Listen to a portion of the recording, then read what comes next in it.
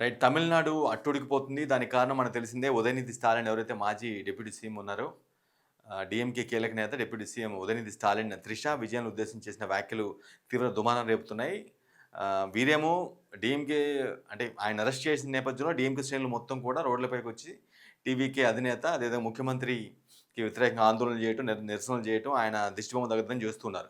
మరోవైపు టీవీకి అధికార పార్టీ ఏం చేస్తుంది?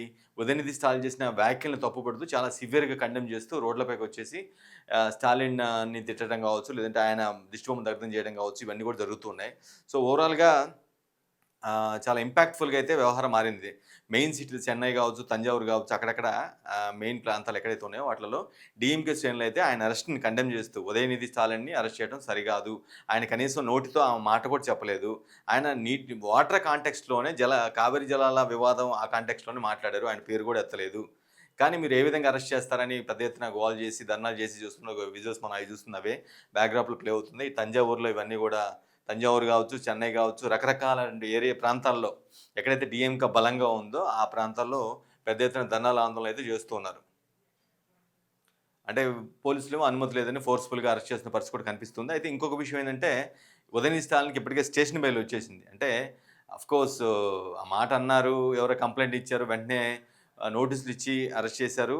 సెక్షన్స్ కూడా ఆల్‌మోస్ట్ 4 రకాల సెక్షన్స్ కింద అరెస్ట్ చేయడం కూడా జరిగింది. ఆ సెక్షన్స్ ఏంటంటే ఆహ్, బీఎన్ఎస్ అంటే భారతీయ న్యాయ సంహిత అనేది ఉంది గదా!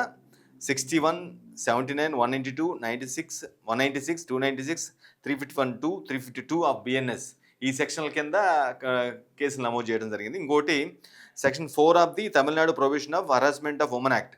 అంటే మహిళలపై వేధింపులు నిరోధించే చట్టం యాక్ట్ ఏదైతే ఉందో సెక్షన్ 4 కింద అది కూడా ఒక కేసు నమోదు చేశారు. దాంతో పాటుగా section 67 of the IT act. IT act ప్రకారం కూడా ఒక కేసు నమోదు. మొత్తం 4, 5 కేసులు బలమైన కేసులే పెట్టినప్పటికి కూడా స్టేషన్ బెయిల్ అయితే వచ్చింది. మేబీ ఆయనకున్నటువంటి హోదా కావచ్చు, ఆల్రెడీ మాజీ డిప్యూటీ సీఎంగా పనిచేసిన నేపథ్యం కావచ్చు, లేదంటే ఒక పార్టీకి కీలక వ్యక్తిగా ఉండడం కావచ్చు. రీజన్ ఏదైనా సరే ఆయనకి స్టేషన్ బెయిల్ అయితే వచ్చేసింది. అయినప్పటికి కూడా మీరు ఏ బేస్ మీద అంత బలంగా ఎట్లా చేస్తారు? హ్మ్.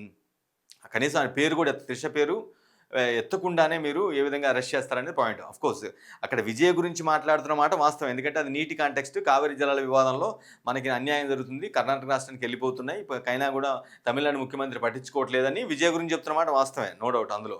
కానీ మధ్యలో స్పీచ్ మధ్యలో త్రిష, త్రిష అని కొంతమంది సపోర్టర్స్ అంటే డీఎంకే సంబంధించినోళ్ళు ఎవరో కొంతమంది యంగ్‌స్టర్స్ అడగడం వల్ల అప్పుడు దాన్ని ఆ నీటికి లింకప్ చేస్తూ ఈ కావేరీ జలాలు ఎవరికి చేరినా రైతులకు చేరినా చేరకపోయినా త్రిష మాత్రం అతని ఇంటికి చేరాలి అనే ప్రాస్పెక్ట్‌లో కంటెంట్‌లో ఇండైరెక్ట్‌గా ఒక స్మైలింగ్ ఫేస్‌తో అన్నమాట వాస్తవం. సో, ఆ నేపథ్యంలోనే కేసు నమోదైంది. అయితే ఉదయనిధి స్టాలిన్ చేసిన కామెంట్ల మీద పెద్ద ఎత్తున విమర్శలు కూడా వస్తున్నాయి. అంటే మీ క్యాడరో, మీ పార్టీ కార్యకర్తలు ఎవరో అటువంటి దిక్కుమాలిన పని చేస్తే మీరు కనీసం కంట్రోల్ చేయకుండా, వాటి గురించి కండెమ్ చేయకుండా మీరు దాన్ని ఎంకరేజ్ చేసేలాగా ఎలా మాట్లాడతారనే వాదనలు కూడా వస్తున్నాయి. ఫిల్మ్ ఫ్రెటర్నిటీ పర్టిక్యులర్‌గా సినీ ఇండస్ట్రీ నుంచి కూడా బాగా విమర్శలు వస్తున్న నేపథ్యంలో కొన్ని ట్వీట్స్ కూడా బయటపడుతూ ఉన్నాయి. సింగర్ చిన్మయి గావచ్చు, ఖుష్బు గావచ్చు వీళ్ళు కొంతమంది ట్వీట్లు చేసి కండెమ్ చేస్తున్న పరిస్థితి అయితే కనిపిస్తోంది. ఎవరు ఉదయనిధి స్టాలిన్ అలా మాట్లాడకుండా ఉండాల్సింది. చాలా దారుణమైన థింగ్‌గా మాట్లాడారనే ప్రాస్పెక్ట్‌ని వ్యక్తం చేస్తున్నారు. బట్ ఈయన పైన పెట్టినటువంటి 4 సెక్షన్‌లు కూడా అంటే ఫస్టు యాక్చువల్‌గా సెక్షన్స్ చూసి స్టేషన్ బెయిల్ కూడా రాదు అనుకున్నారు గానీ, బట్ ఆయనకున్నటువంటి క్యాడర్ కావచ్చు, నేమ్ కావచ్చు, లేదంటేనేమో జరిగిన సంఘటనని లాయర్ల ద్వారా ఆహ్, కోర్టుకు వివరించి స్టేషన్ బెయిల్ తెచ్చుకునే పరిస్థితి కావచ్చు. ఇవన్నీ కూడా కొంత వాళ్ళకి కంఫర్టబుల్‌గా అంటే వాళ్ళకి కొంచెం వెల్కమింగ్ ఫ్యాక్టర్‌గా డీఎంకే శ్రేణులకి కావచ్చు, ఉదయనిధి స్టాలిన్‌కి కావచ్చు కొంచెం స్టేషన్ బెయిల్ రావడం అంటే ఏముంది స్టేషన్‌కెళ్లారంటే వన్స్ బెయిల్ వచ్చిందంటే మళ్ళా మామూలు అదే వెళ్ళిపోతూ ఉంటారు.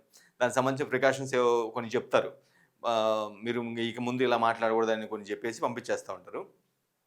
సో, అది ఒక ఎత్తు జరుగుతుండగానే ఒకసారి ఈళ్ళు ట్వీట్స్ ఏం చేశారు, సినిమా ఇండస్ట్రీ నుంచి మాట్లాడిన సింగర్ చిన్మయి గావచ్చు, అంటే మామూలుగానే కొంచెం ప్రో ఫెమినల్‌గా ఉంటారు.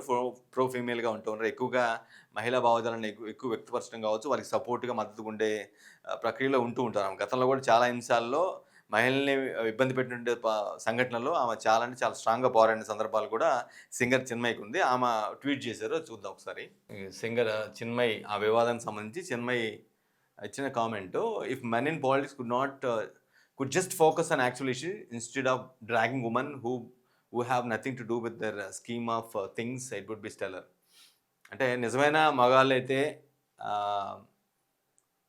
యాక్చువల్ ఇష్యూస్ మీద, నిజమైన సమస్యలు ఏవైతే వాటి మీద ఫోకస్ చేయాలి. అంతేగాని దానికి బదులుగా ఇన్‌స్టెడ్ ఆఫ్ డ్రాగింగ్ వుమెన్ ఏ ఎవరికి ఆ మహిళలకి ఎలాంటి సంబంధం లేని మహిళని తీసుకురావటం దారుణం అంటే దారుణం అని చెప్తూ ఉంది ఈమె.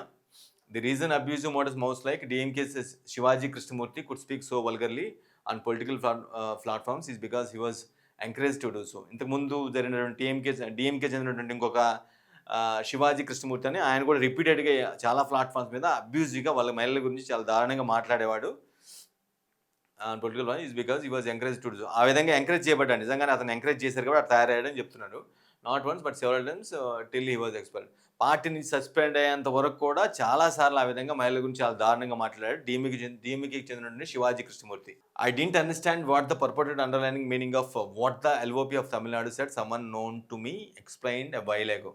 అంటే ఆయన ఎగ్జాక్ట్‌గా ఏమన్నాడు తమిళనాడు విపక్ష నేత అంటే ఉదయనిధి స్టాలిన్ ఉద్దేశించి ఆయన ఏమన్నాడు purported underlining meaning of what the LOP Tamil Nadu said ఆయన ఏమన్నాడు ఎగ్జాక్ట్గా నాకు తెలియదు. కానీ సమ్‌వన్ నోన్ టు మీ నాకు తెలిసిన వ్యక్తి ఎక్స్‌ప్లెయిన్డ్ ఇట్ వైల్ అగో కొద్దిసేపు క్రితం నాకు ఎక్స్‌ప్లెయిన్ చేశారు.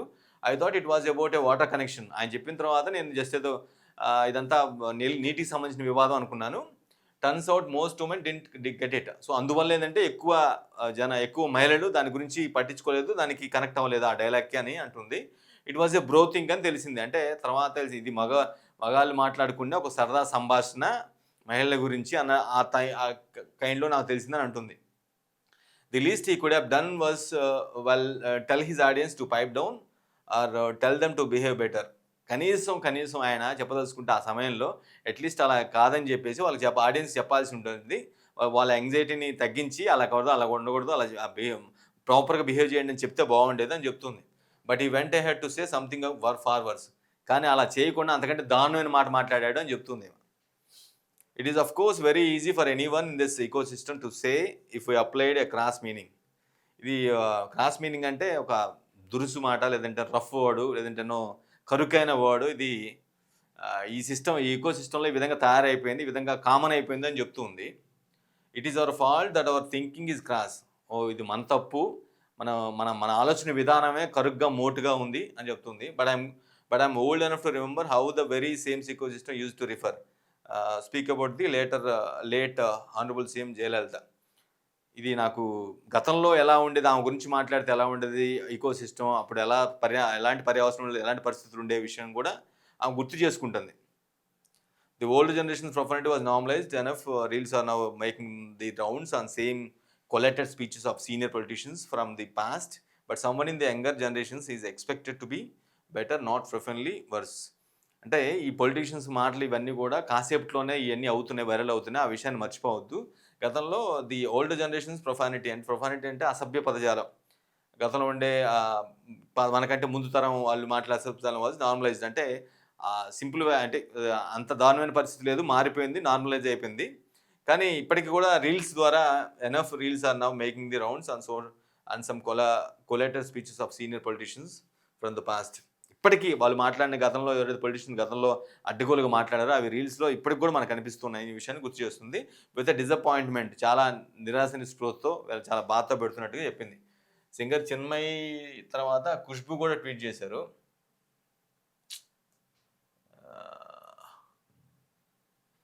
ఖుష్బు సుందర్ మనకు తెలిసిందే, పెద్ద యాక్ట్రెస్, హీరోయిన్, చాలా సినిమాలు చేశారు. వాళ్ళ హస్బెండ్ ఖుష్బు సుందర్ గారు కూడా డైరెక్టరు. ఆవిడ హర్డ్ అంటే విన్నాను ఉదయనిధి స్టాలిన్ స్పీచ్ విన్నాను. It was crass, cheap and deeply derogatory. చాలా దారుణంగా, నీచంగా ఉంది అని చెప్తుంది. Reflecting the very political culture he seems eager to inherit. అంటే ఎలా అంటే ఆయన ఒక రాజకీయ సంస్కృతి ఆయన కుటుంబం నుంచి వచ్చినట్టుగానే అనిపిస్తూ ఉంది అని చెప్తుంది. హీ సీమ్స్ పొందినట్టుగా అనిపిస్తుంది. ఆయన ఇటువంటి దారుణమైన పదజాలం కావచ్చు, ఇదంతా కూడా ఆయన కుటుంబం నుంచి he seems eager to inherit political culture, ఆయన కుటుంబ పొలిటికల్ సంస్కృతి నుంచి వచ్చినట్టుగా ఉందని చెప్తుంది. If those with such a mind set aspect to lead a political party one day govern the state, the God help us. ఇటువంటి మైండ్ సెట్ ఉన్న వ్యక్తులు ఓ రోజేదో పెద్ద నాయకుడు అవ్వాలని చెప్పి గవర్నమెంట్ని లీడ్ చేయాలని, ప్రభుత్వం నడిపించాలని, రాష్ట్రాన్ని నడిపించాలని కోరుకుంటే ఇంకా దేవుడే మనకు హెల్ప్ చేయాలంటుంది. What else can one expect from people who treat abusing degrading and insulting women as a form of political theater, basking in the applause, visuals and laughter of their loyal supporters, and who will know this better but me. అంటే as a పొలిటీషియన్‌గా నాకు ఆమె actor, politician కూడా కాబట్టి బీజేపీలో ఉన్నారు. ఆమె ఏం చెప్తుందంటే ah, what else can one expect from people who treat abusing, dis ah, degrading and insulting women as a form of political theatre, basking in the blood. అంటే ఒక వ్యక్తి రాజకీయాల్లో ఉన్నటువంటి ఒక వ్యక్తి ఆ విధంగా ఆ మహిళని ఇబ్బంది పెట్టేలాగా, వాళ్ళ యొక్క ఆత్మాభిమానాన్ని దెబ్బతినేలా, వారిని అవమానించేలాగా మాట్లాడుతుంటే, అందులోనూ ఈ బాస్కింగ్ ఇన్ ద అప్లాజ్, చప్పట్లు ఏదైతే ఉందో, అప్లాజ్ అంటే కరతాళ ధ్వనులు అంటారు కదా! Whistles and laughter of their loyal supporter, వాళ్ళ యొక్క మద్దతుదారుల యొక్క చప్పట్ల ద్వారా, విజిల్స్ ద్వారా, నవ్వుల ద్వారా ఇంకా పొందుతున్నాం. ఇంక అంతకంటే ఇక నాకి who will know this better but me. ఇటువంటి దారుణాలు నాకంటే ఎవరు అర్థం చేసుకోగలరు, ఎందుకంటే ఆమె పొలిటిక్స్లో ఆమె కూడా ఉంది కాబట్టి. Those who normalise such languages should remember that once the dignity of woman is made a political casualty, no family is immune from the same treatment. Public discourse must have boundaries. Regardless of the political differences, women need to be respected and not treated as a pawn to play to your whims and fancies. మీ పిచ్చితనానికి మహిళల్ని ఒక ఆటబొమ్మలా లేదంటే ఒక పావులాగా వాడుకోవద్దు. At least political public discourse అంటే బహిరంగ వ్యాఖ్యలు మాట్లాడే సమయంలో ఖచ్చితంగా సరిహద్దులు పెట్టుకోవాలి. Must have boundaries regardless of political difference. Political పార్టీలతో అంటే పొలిటికల్ భేదాలు, రాజకీయ భేదాలు, పార్టీల మధ్య భేదాలు వాటిని వదిలేసి, కానీ అట్లీస్ట్ మనం మాట్లాడేటప్పుడు, పబ్లిక్ డిస్కోర్స్లో మాట్లాడినప్పుడు కొంత బౌండరీస్ పెట్టుకోవాల్సిన అవసరం ఉందని ఒక చిన్న సలహా ఇస్తుంది. when you know you cannot match the performance, vision or leadership of your political opponent, resorting to personal insult and vulgarity becomes the easiest way. నీ పర్సనల్ అంటే when you know you cannot match the performance and vision, నీ ప్రత్యర్థి లేదంటే నీ ప్రత్యర్థో లేదంటే అక్కడ ఉన్నటువంటి కాంటెక్స్ట్లో నీకు ప్రత్యర్థి ఎవరైతే ఉన్నారో, అంటే టీవీకే పార్టీ అదంతా విజయ్ ఉన్నాడు, అధినేత, అతన్ని రీచ్ అయ్యే పరిస్థితి లేకపోతే ఇంత చీప్గా ఈ విధంగా దిగుతూ ఉంటారు. ఆయన ఢీకొట్టే సత్తా లేదంటే ఆయన అది ఎదుర్కొనే దమ్ము లేనప్పుడు మాత్రమే ఇలా resorting to personal insult and vulgarity becomes the easiest way. ఇది ఒక సులభమైన దారిలాగా, సులభమైన ఎస్కేప్ లాగా ఉంది అన్నట్టుగా ఉంటుంది. Udayanidhi Stalin and his father M.K. Stalin have faced their share of controversies over the years, but that should not never become the standard for public life. ఇద్దరు తండ్రి కొడుకులు ఇద్దరు కూడా ఇటువంటి చాలా కాంట్రవర్సీ ఫేస్ చేశారు ఓవర్ ది ఇయర్స్, చాలా ఏళ్ళుగా. But that should never become the standard for public life. అది ప్రజా జీవనంలో ఉండడానికి అదొక స్టాండర్డ్ లాగా, అదొక ప్రమాణంలాగా పెట్టుకోవద్దు, షుడ్ నాట్ ఉండకూడదు అని అంటుంది. The leader of opposition was owes Trisha an unconditional public apology for insulting her on a public platform. Let's see if he can own up his dirt and if he has the courage and decency to apologize. చూద్దాం ఇక ఆయన ఏమంటున్నాడు. ఓబ్స్ అంటే త్రిషాకి ఒక ఎటువంటి క్షమాపణ చెప్పాల్సిన అవసరం ఉంది, బహిరంగ క్షమాపణ చెప్పాల్సిన అవసరం ఉంది, అది మినిమం కట్టసి అన్నట్టుగా మాట్లాడుతూ ఉంది. For insulting and public platform మీద ఇన్సల్ట్ చేసినందుకు. Let's see if he can own up his డట్, అంటే అతను పూసుకున్న బురదని తొలగించుకుంటాడా, అంతే ఉంచుకుంటాడా, లేదంటేనో he has the courage and decency to apologise, ఆ ధైర్యం కరేజ్ని కూడగట్టుకుంటాడా సారీ చెప్పడానికి అని చూద్దాం అన్నట్టుగా పెట్టింది. సో అట్లా ఆ విధంగా 4-5 సెక్షన్ల కింద కేసులు పెట్టారు. అవన్నీ కూడా మనం చదివాము.